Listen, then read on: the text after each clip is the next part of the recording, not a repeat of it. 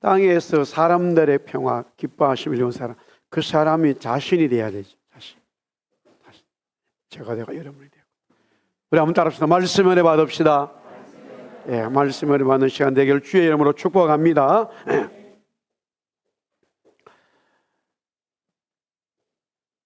창세기 32장은 우리 교회가 그동안에 주제의 말씀으로 정하고 달려왔어요. 물론 창세기 1장부터 지금까지 이제 32장까지 왔습니다. 오늘 이 말씀에 하나님과 사람을 다 이겼다. 수식으로는 하나님이 이기고 수평적으로 사람이 이겼다. 하나님이 이기면 사람을 이기는 거죠. 그런데 표현적으로 내가 저 사람을 이길 수는 있어. 그런 일은 일어날 수 있겠죠. 그럼 내가 하나님을 이긴다? 불가능한 일이에요. 맞지 않는 얘기예요. 만약에 정말로 하나님을 이길 수 있다면 어떤 사람도 이길 수 있어요. 그 하나님은 창조주이기 때문에. 그렇죠? 아멘? 근데 분명히 야곱은 이스라엘이라는 받았는데 그 이름이 하나님도 이기고 어떤 사람도 다 이긴다라는 거예요. 이 창세기 32장에 세 가지의 중요한 단어가 명시적으로 나와 있었다. 그 첫 번째가 마하나임이요, 두 번째가 이스라엘이요, 세 번째가 브누엘이라고 말씀을 드렸습니다. 야곱이 삼촌 라반과의 문제는 하나님이 직접 개입하셔서 삼촌 야 건드리지 마. 또 하나님이 나타나셔서 야곱아 고향으로 돌아가라. 분명히 응답을 받았기 때문에 삼촌 문제는 잘 해결이 됐습니다마는 진짜 해결해야 될 문제는 형과의 문제라고 그랬죠. 이 시대는 나유목민들이기 때문에 상당한 사람들이 가축들이 움직이면 서로 다 누구의 것인지 어느 사람인지 연락을 하고 연결이 되게 돼 있어요. 왜? 오아시스는 너무나 작기 때문에 물을 구할 수 있는 게 한계가 있기 때문에 어떤 면에서는 그것은 삶의 생존이고 그것은 전쟁이에요. 그러면 그 많은 사람들과 가축, 어마어마한 가축이에요. 데리고 야곱이 어디서 정착할 건가에 이 소문은 카톡보다 더 빠르게 가게 돼 있어요.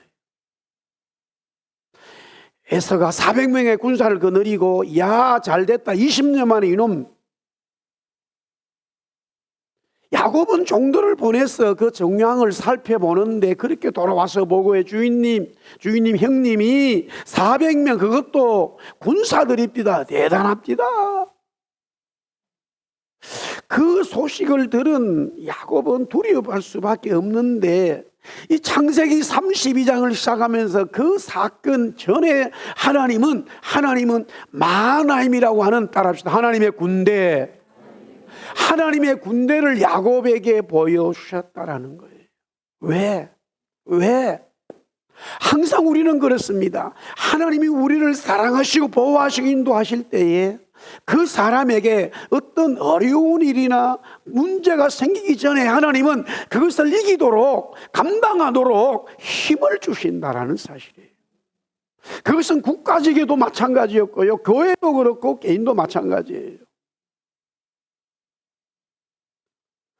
우리가 어떤 일을 당하기 전에 감당하기 어렵기 때문에 하나님은 그 사람에게, 그 가정에, 그 교회의 민족에게 하나님은 미리 은혜를 주시는 거예요. 그래서 감당하라고. 1910년에 한일 합방이 되었습니다만 1907년에 하나님이 왜 평양에 은혜를 주셨는가? 큰 부흥의 역사를 주셨는데 정말로 놀라운 이 토마스 선교사가 제너럴 서머노를 타고 평양 대동강으로 왔는데 저도 늘 왜 하필 그 평양으로 그 배가 먼저 갔을까라는 의문을 가졌는데 요새 그 교회사 책을 보면서 놀라운 걸 발견을 했어요. 중국에서 그 배가 출발해서 이 서해를 건너서 한강으로 당연히 한강에 와야 캐피탈 서울에 오는 거죠. 한양에. 그때는 지금처럼 그런 이 좌표가 정확지 않아 가지고 헷갈렸다 이거예요. 우리 한번 따라해볼까? 헷갈린 것이 하나님의 섭니다. 왜? 그래서 대동강이 한양인 줄 알고 갔다라는 거예요.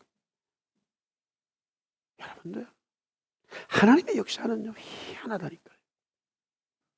서해 바다를 건너오면서 중국에서 한강으로 돌아오면 한양에 도착할 수 있죠. 근데 뭔가 좌표가 잘못돼가지고 지금처럼 인공위성이 없잖아요. 그게 대동강이 한강인 줄 알고 돌아와 보니까 한강이 아니고 대동강이고 그것이 아니고 이었다 이거라. 참 모든 게 놀라웠습니다.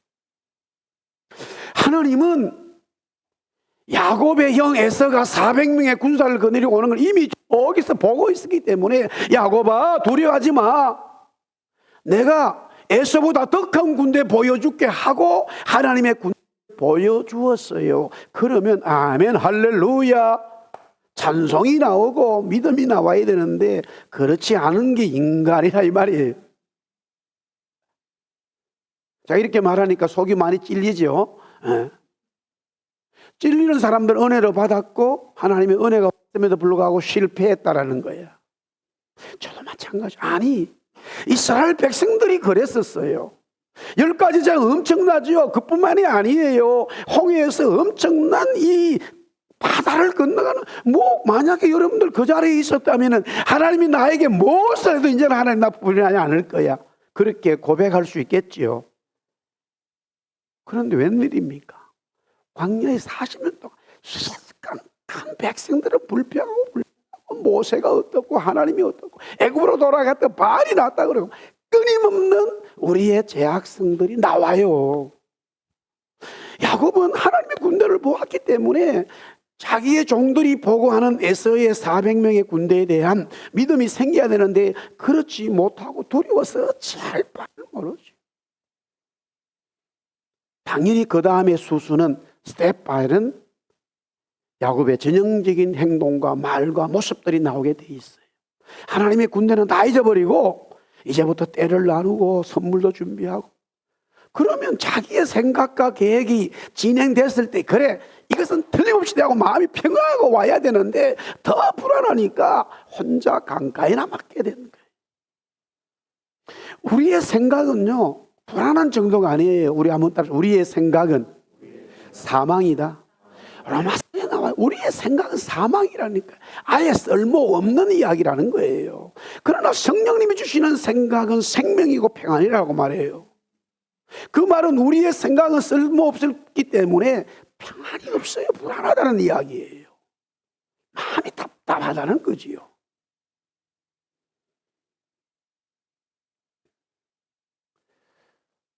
하나님은 우리에게 하나님의 군대를 통해 우리를 지켜주심을 믿습니다. 아멘. 자, 혼자 남아서 이 문제를 해결해야 하는데 그 밤에 캄캄한 밤에 자, 이미 지난주에 말씀을 드린 어떤 사람이 왔어요. 에스가 보낸 사람인 거 자기의 사람은 아닌데 단순하게 여기서 이제 이 씨름이 시작되었다. 그 사람과 씨름되어졌다라고 성경 그 상황을 다 못, 여러분들 캄캄한 밤에 여기 지금 새벽에 저 새벽 기도 올 때도 캄캄하고 비 오면은 그래서 12일 5일 날 사고도 났지만 여러분들 여기 예배 다 끝나고 나가고 불 다 끄고 나가면 제가 여기 있는 우리 교회도 이 마당에 여기서 저까지 가는데 참 깜깜해요. 깜깜해.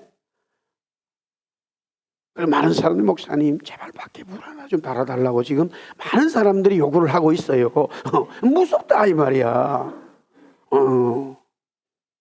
내가 늘 예배 드리는 장소도 무서운데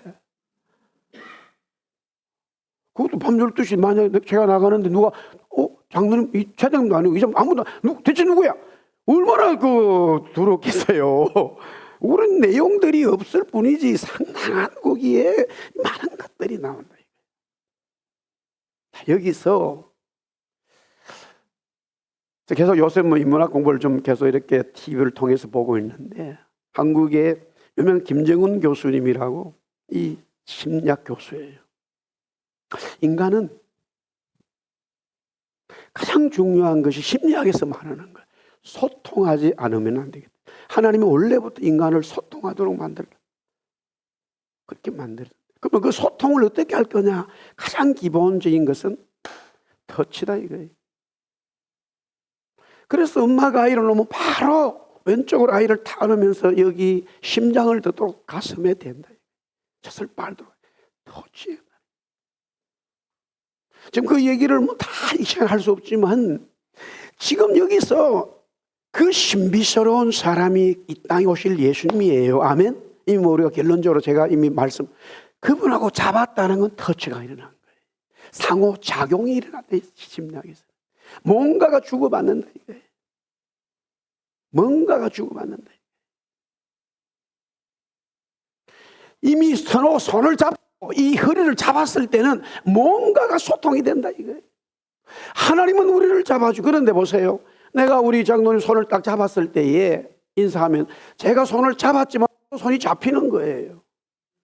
야곱이 그 그리스도 주님입니다만은 잡았을 때에 자기는 잡았다고 표현하면 잡힌 거예요. 우리는 물질에 잡히고 사람 관계에 잡히고 환경에 잡히는데 여러분들 그러면 우리는 실망하게 돼 있고 실패하게 돼 있어요. 하나님 잡으면 하나님께 잡히면 할렐루야 살아나요. 야곱이 이스라엘로 바뀐다 이거예요. 그래서 놀라운 이름을 받았어요. 자, 계속해서 브니엘을 보겠습니다.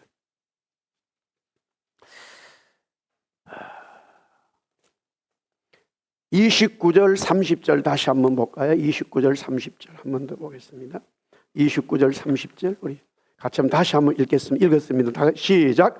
야곱이 청하여 이르되 당신의 이름을 알려주옵소서. 그 사람이 이르되 어찌하여 내 이름을 묻느냐고 거기서 야곱에게 축복한지라. 그러므로 야곱이 그곳 이름을 브니엘이라 하였으니 그가 이르기를 내가 하나님과 대면하여 보았으나 내 생명이 보존된다. 여기서 이 29절 30절에는 세 가지의 이 패러그래프가 있어요. 첫째는 29절 30절의 첫 번째 패러그래프는 야곱이 지금 이름을 받았어요. 야곱에서 이스라엘 이름을 받았어요. 그 이름을 지어주신 그분한테 당신 이름은 뭐냐고 묻는 내용이에요.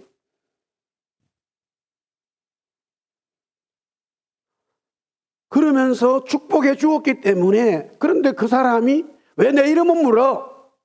묻지 마. 더 이상 묻지. 그런데 그 다음에 30절은 브니엘인데 사실은 브니엘의 뜻이 내가 하나님과 대면하여 보았으나 내 생명이 보존됐다. 이 뜻이 다가 아니에요. 여기 브니엘은 뜻은 하나님과 대면하여 보았다까지가 브니엘의 뜻이고 그 하나님을 봄으로써 마지막 세 번째 이 센텐스는 경험한 거예요. 자기의 신앙의 테스토모니예요. 자기에게 일어난 일을 기록하고 있어요. 자, 먼저 이름을 물었어요. 당신 이름이 뭐냐고 물었어요. 그런데 그 신비스러운 그리스도입니다. 예, 그리스도. 그분이 인간으로 오신 그분이 자기 이름을 대답하지 않아요. 우리가 이름은 그 사람의 인격이고 자체단 말이에요. 그러면 제가 여러분들에게 질문을 던집니다. 그 그리스도께서 주님이 아니 신비스러운 그분이 야곱이 자기 이름을 물었을 때 묻지 마라고 했을 때에 그 다음에 묻지 않아요. 그러면 이름을 알았기 때문에 더 이상 묻지 않은 건지 정말 너무 묻지 말라 겁나가지고 안 물은 건지 여러분들은 어떻습니까? 어디 가가지고 우리가 이거 통성명을 잘하는데 저는 장현채입니다. 당신은 이름 묻지 마세요. 이러면 더 이상 못 물어. 그래서 안 묻는 건지 여러분은 어떻게 생각하세요? 이름을 알았기 때문에 더 이상 물어볼 필요가 없다. 동그라미. 묻지 말라 해서 더 이상 안 묻기로 결정했다. 동그라미. 어느 쪽? 항상 성경은 답이 있어요. 묻지 않았는데 물었는데 묻지 말라 하면서 그 다음에 30절에 뭐예요? 야곱이 그곳 이름을 뭐라고 지었어요? 그렇죠. 브니엘의 뜻이 뭐라고요? 하나님의 얼굴 알았다 이 말이에요. 아멘. 네. 알았기 때문에 더 이상 더 알고 싶었는데 묻지 않아도 알았다라는 이야기죠. 자, 여기서 마태복음 16장 가이사랴 빌립보로 가보겠습니다. 예수님이 물어요, 제자들에게. 이 가이사랴 빌립보는 헐몬산이 있어요. 거의 백두산 같은 높이에요. 이스라엘의 경계선이에요. 나라 경계선이고, 그 제일 밑에 로마는 자기들이 섬기는 신들을 이 바위에다가 다 벽화로 만들어 놨어요. 그리고 그 바위 밑에는 물이 사시사철, 아무리 팔레스타인 이스라엘이 가물어도 거기는 물이 가물질 않아요. 물이 팡팡팡팡 쏟아나서 그것이 바로 요단강의 시작이에요. 발원지예요. 거기서 예수님이 제자들에게 묻습니다. 사람들은 나를 어떻게 알고 있냐 말이에요. 그러니까 세례 요한, 예레미야, 엘리야, 선지 중에 한 사람 답이 신통치가 않아서 너희들은 나를 누구라고 아느냐고 물었을 때 시몬이 대답합니다. 주는 그리스도시요. 알아봅시다. 주는 그리스도시요 살아계신 하나님의 아들입니다. The Lord is Christ, living Son of God. 이렇게 대답을 해요. 그렇자마자 하나님은 내 이름 시몬 하지 말고 베드로라고 하고 이름을 지어줘. 그리고는 교회를 세운다고 말씀하시고 천국의 열쇠도 주시고 음부에 건너지 못하는 블레싱을 하게 됩니다. 가이사랴 빌립보와 이 야곱이 당한 야복 강가의 일은 동일한 일입니다. 단 말씀을 제가 드리면은 순서만 바뀌었을 뿐입니다. 순서만 바뀌었어요. 다시 설명드릴게요. 야복 강가를 보겠습니다. 야곱이 주님으로부터 복을 받았어요. 블레싱을 받았어요. 그래서 이스라엘 이름을 바뀌었어요. 그리고는 야곱이 묻는 거예요. 당신 누굽니까? 그게 하나님이라는 이야기죠. 그리스도라는 말이에요. 가이사랴 빌립보는 반대가 돼 있어요. 주님이 먼저 물은 거예요. 너희는 나를 누구라 하느냐? 라고 주님은 그리스도를 대답했을 때에 시몬하지 말고 베드로라 하세요. 이름 지어주고 블레싱을 하는 거예요. 똑같은 일이 순서만 바뀌었다 이게. 그러나 결론은 똑같다 이 말이죠. 여기서 중요한 진리는 뭐냐? 그리스도를 아는 사람은 이미 제가 지난주에 말씀드렸지만 새 이름을 받게 됩니다. 그리스도를 알게 되면 새 이름을 받아요. 그것은 죄인에서 의인되는 거예요. 야곱이 이스라엘을 바뀌고 시몬이 이 베드로를 바뀐 것은 세상 이름에서 육신적인 아버지가 준 이름에서 하나님이 아버지가 주시는 영적인 아들로 되었다라는 말이에요. 믿으시면 아멘. 그렇지요. 동일하게 하나님은 그리스도는 거기에 야곱에게 블레싱하고 이 베드로에게 시몬에게 블레싱을 하게 됩니다. 그러므로 누구든지 그리스도를 알게 되면, 그리스도를 정말로 알게 되면 우리는 새로운 창조의 역사를 경험하고 하나님의 복을 받게 된다라는 사실입니다. 그래서 종종 목사님, 나 이 성경 읽어도 뭔 말인지를 모르겠어요. 하나님이 대체 어떤 분이라고 질문을 던지는 분들 많아요. 물론 우리는 점점 주님을 알아가고 배워가고 성례지를 깨닫게 가는 것은 틀림이 없습니다만은 오늘 이 성경에서 말하는 근본적인 스타트 자체는 내가 지식이 부족하고 신앙이 부족하고 아무것도 모르지만은 하나님 그리스도가 나를 위한 구원자라고 하는 고백이 되어지면 그 즉시 내 그리스도를 알게 돼 있다 이 말이에요. 어느 누구도 말씀을 깨닫고 그리스도가 나의 구세주구나, 나를 위해서 십자가에 죽으신 분 나를 구원시켰구나 라고 내가 깨닫게 되면 그 즉시 주님을 알게 돼 있어요. 몰라도 알게 된다니까요. 나 알기 싫어야 알게 돼 있어요. 그런데 그리스도를 고백하지 않고 그리스도가 나의 구세주 고백하지 않고 성경을 킹제임스 버전으로 영어를 공부하고 헬라를 공부하고 히브리어를 공부해 주님을 몰라요. 그런 사람들이, 인문학자들이 부직식으로 많아요. 오늘 우리는 주님을 아는 자들인 줄 믿습니다. 물을 필요가 없어요. 주님 다 아시지요. 내가 더 믿음이 없어서 그렇지. 아멘, 할렐루야. 자, 그 다음에 여기서 정확하게 분이엘은요, 분이라는 말이 얼굴이고 엘이 하나님이에요. 하나님의 얼굴이 분이 하나님의 얼굴. 그런데 조금 더 설명했어요. 하나님의 얼굴이라는 말, 하나님을 대면에서 보았다. 하나님과 대면에서 보았다. 이것을 풀어놓았는데 그냥 하나님의 얼굴을 보았다라는 말이에요. 원어적인 표현은 face to face예요. 요사이는 전부 다 face to face예요. 이게 이 성경이 나올 사람들은 이해를 못했어요. 어떻게 우리가 하나님의 얼굴을 볼 수가 있어? 지금은 디바이스로 다 보고 있어. 전화는 통하는 것만도 놀라운 역사지만 이제는 얼굴을 보고 하는 거라. 아니, 한국에 있는 사람 얼굴을 볼 수 있는데 천국에 있는 주님 얼굴을 못 보는가? 아니라 이 말이죠. 원래부터 볼 수 있게 되었다. 믿으시면 아멘? 하나님의 얼굴을 본다.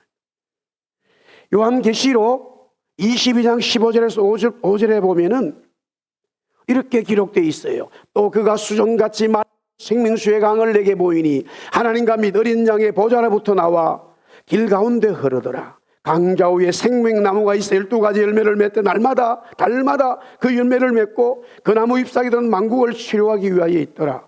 다시 저주가 없으며 하나님과 그 어린 양의 보좌가 그 가운데 있으니, 그 다음부터 같이 읽어볼까요? 시작. 그의 얼굴을 볼 터이요 그의 이름도 그들의 이마에 있으리라. 다시 밤이 없겠고 등불과 햇볕이 쓸데없으리는 주 하나님이 그들에게 비치심이라. 그들이 세세토록 왕노릇하더라. 여기에 그들은 바로 구원받은 하나님의 백성들이에요. 아멘. 그들은 늘 하나님의 주님의 얼굴을 보는 거예요. 주님의 얼굴을 보고 왕노릇한다 이거예요. 다시 말하면 구원받은 하나님의 사람들은 구원을 받게 되면 죄인에서 의인으로 바뀔 뿐만이 아니라 하나님의 얼굴을 볼 수 있는, 영원한 하나님의 얼굴을 볼 수 있는, 영원토록 세세토록 하나님과 함께 왕노릇할 수 있는 그 블레싱이 오게 돼 있다 이 말이에요. 계속해서 야곱이 하나님의 얼굴을 보았음에도 내 생명이 보존되었다고 고백하고 있어요. 죽지 않았다는 말이에요. 내 생명이 보존되었다는 말은 내 생명이 보존되었다라고 야곱이 말한 것은 나 죽지 않았다라는 말이에요. 인간은 하나님의 얼굴을 볼 수도 없지만요, 본다면 죽게 돼 있어요. 그러나 야곱은 하나님의 얼굴을 보았고 죽지 않았어요. 마치 성전에서 경험한 것과 같아요. 이사야 6장 5절에서 8절의 말씀이지요. 그때 내가 말하되 화로다 나여 망하게 되었도다. 나는 입술이 부정한 사람이요 나는 입술이 부정한 백성 중에 거주하면서 만군의 여호와이신 왕을 배웠다라고 이사야 고백해요. 그때예요. 그 서랍 중에 하나가 부젓가락으로 제단에서 집은 바 빈 숯을 손에 가지고 내게로 날아왔어. 그것을 내 입술에 대니까 어떤 일이 벌어지나 보라, 이것이 내 입에 닿았으니 내 악이 제하여졌고 내 죄가 사하여졌다라고 말씀하고 있어요. 할렐루야. 하나님의 얼굴을 볼 수 있게 되고 하나님의 얼굴을 본과 동시에 죽지 않는 것은 아주 간단한 진리예요. 죄의 문제 해결되는 거예요. 죄의 문제 해결되면, 따라합시다. 죄의 문제 해결되면 하나님 얼굴 볼 수 있고 죽지 않는다. 할렐루야, 아멘. 이 말씀이 뭐냐면은 사실은 창세기 3장으로 돌아와야 돼요. 3장 8절만 같이 한번 읽어볼게요. 창세기 3장 8절만 시작. 그들이 그날 바람이 불 때 동산에 거니시는 여호와 하나님의 소리를 듣고 아담과 그의 아내가 여호와 하나님의 낯을 피하여 동산 나무 사이에 숨었다. 자, 하나님의 낯을 피했다. 하나님의 얼굴을 피했다라는 말이에요. 왜? 하나님이 말씀하신 선과 악을 알게 하는 나무 씨를 먹으면 죽는다고 했기 때문에 그들은 이미 죽음을 가져와서 하나님의 얼굴을 볼 수가 없어요. 죄를 범한 인간은 누구든지 하나님의 얼굴을 볼 수도 없고 죽게 되었다라는 말이에요. 그러나 여기서 중요합니다. 죄가 사여진다면, 죄의 문제가 해결되어진다면, 누구든지 죄의 문제 해결되면 하나님 볼 수 있고 죽지 않아요. 죽지 않을 뿐더러 영원한 생명을 얻게 되는 거예요. 할렐루야. 히브리서 10장 19절 10절 말씀이 바로 이 부분을 아주 분명하게 진리로 선언하고 있어요. 우리 같이 크게 한번 읽습니다. 시작. 그러므로 형제들아, 우리가 예수의 피를 힘입어 성소에 들어갈 담력을 얻었나니 그 길은 우리를 위하여 시장 가운데로 열어놓으신 새로운 살 길이요, 희장은 곧 그의 육체니라. 아멘. 여기서 예수의 피를 힘입어 성소에 들어갈 담력을 얻었다. 그 말은 뭡니까? 당당하게 하나님의 얼굴 볼 수 있게 되었다라는 말이에요.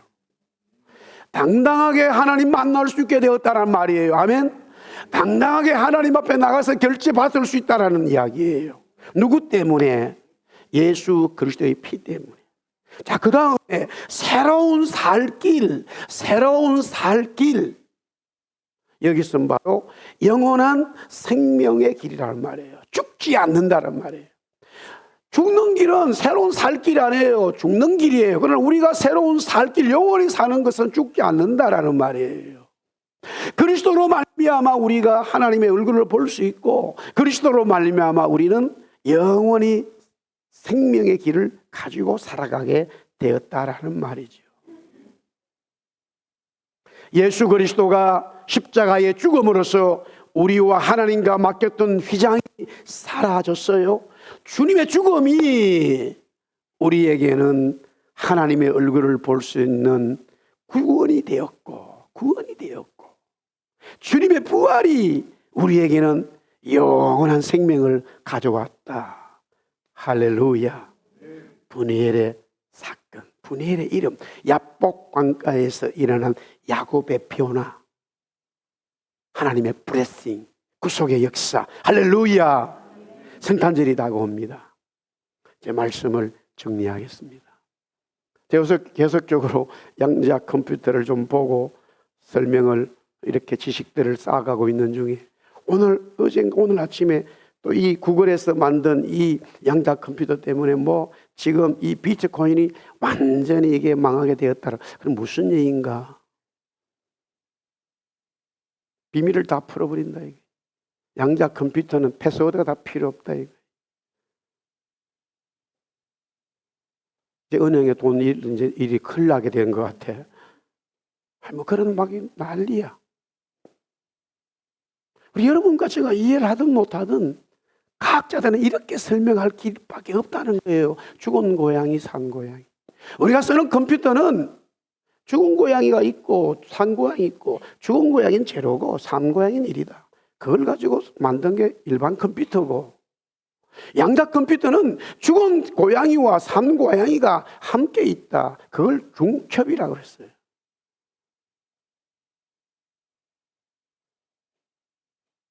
야곱과 이스라엘이 함께 있어요. 죽음과 생명이 우리에게 함께 있어요. 중첩되어 있어요. 왜 바울은 구원받고 은혜 받았고 영원한 생명의 길을 얻었음에도 불구하고, 주님, 나 매일 내 육체의 소욕을 십자가에 놓습니다. 누가 나를 사망의 몸에서 건져내겠습니까? 하고 울부짖는 그의 기도와 삶을 보게 돼요. 왜? 그 속에는 육신의 소욕이, 사망이 계속적으로 꿈토고 있기 때문에. 그러면서 또한 동시에 그 바울에게는 생명의 길, 영원한 길, 성령의 소욕, 하나님이 함께 하시는 그 은혜가 있어요. 우리 속에는 구속받은 하나님의 성도들, 이 두 가지가 함께 있는 거예요. 그래서 이 말씀이 여러분에게 진리로 다가오게 되면 육신의 소욕은 죽어버리고 성령의 소욕이 따라가게 되고, 이 말씀을 내가 외면하고 야곱처럼 하나님의 은혜를 입어도 내 방법대로 나가게 되면 성령의 소욕은 뒤로 빠져버리고 순간적으로 바로 내 육신의 소욕이 나와서 세상 사람과 똑같은 말과 행동이, 저분이 예수 믿는 목사인데 선교사인데 장로님이 어떻게 저럴 수 있느냐라고 하는 야곱 같은 모습이 나오게 돼 있어요.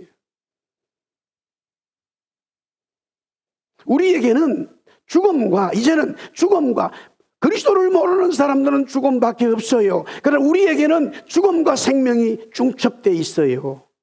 그리스도인들에게는. 아멘? 그걸 다른 말로 바울은 육체의 소욕, 하나는 성령의 소욕, 설명한 것 뿐이에요. 할렐루야. 성탄절이 다가왔어요. 2024년 우리가 돼갑니다. 우리 속에 있는 성령의 소욕이, 성령의 역사가, 성령의 은사와 열매가 열매 맺기를 주님으로 축복합니다. 그래서 주님이 오셨어요. 그 주님을 환영하고 그 주님께 사랑을 드리고 경배를 드리고 함과 유한과 모략을 드리고 목자들이 찬양한 것처럼 찬양을 드리는, 주님을 영접하는 놀라운 은혜 우리 교회 속에 승도수 있기를 살아계신 예수님 이름으로 축복합니다. 할렐루야. 아멘. 우리 다 이나 찬양하겠습니다.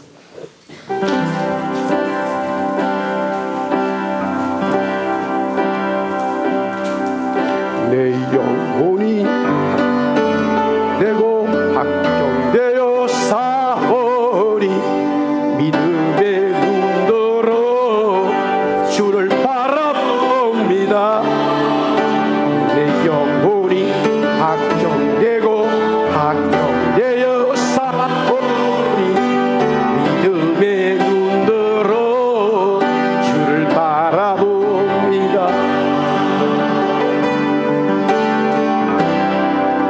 모든 상황 속에서 주를 찬양할지라며, 주를 찬양할지라.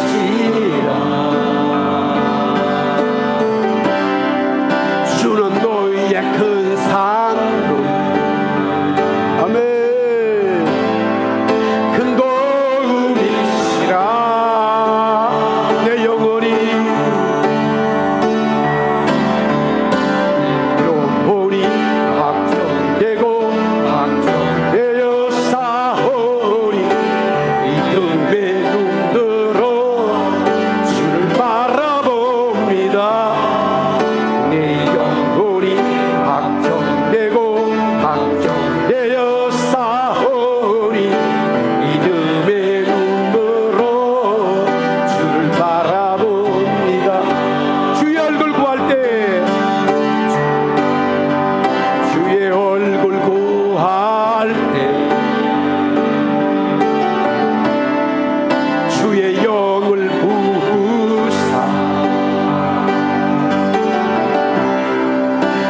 사랑아